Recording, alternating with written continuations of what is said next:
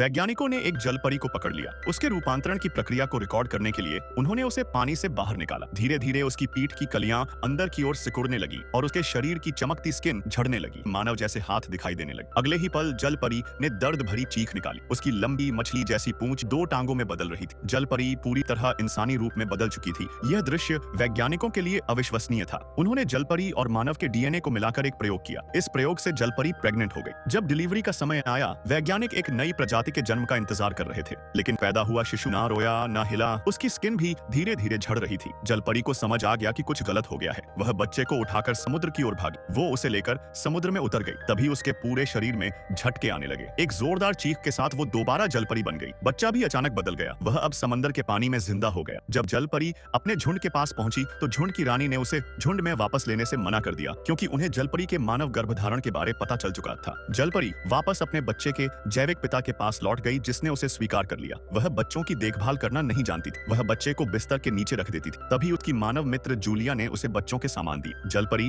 Diaper को सूंघने लगी। जूलिया ने बताया कि ये बच्चे की गंदगी के लिए है। जल परी हैरान रह गई। बच्चे को खाने के लिए मछली का रस निकाला गया, लेकिन जल परी ने खुद ही पी लिया और फिर मुंह से मुंह लगाकर बच्चे को पिलाने लगी। अच्छा हुआ जूलिया ने समय पर उसे रोक लिया। लेकिन जब जल परी अपने बच्चे को लेकर पेरेंटिंग क्लास में गई तो एक लड़की से पूछ बैठी, तुम्हारा बच्चा क्यों रो रहा है? लड़की ने जवाब दिया, क्या तुम्हारा बच्चा कभी रोता नहीं? जल परी ने मासूमियत से कहा, अगर मेरा बच्चा रोएगा तो उसे खा लिया जाएगा। अब जूलिया घबरा गई और उसे लेकर क्लास से तुरंत निकल गई। घर लौटते ही देखा कि 2 नर जल परी पहले से उनका इंतजार कर रहे थे। दरअसल जल परी समाज में बच्चे की परवरिश नर जल परी करते हैं। वही उसे सिखाते हैं समुद्र में कैसे जिया जाता है। ये उनकी परंपरा और जिम्मेदारी थी। रात को जल परी ने दुखी मन से अपना बच्चा नर जल परी को सौंप दी। फिर वह बच्चे के जैविक पिता के साथ सुखी जीवन जीने लगी।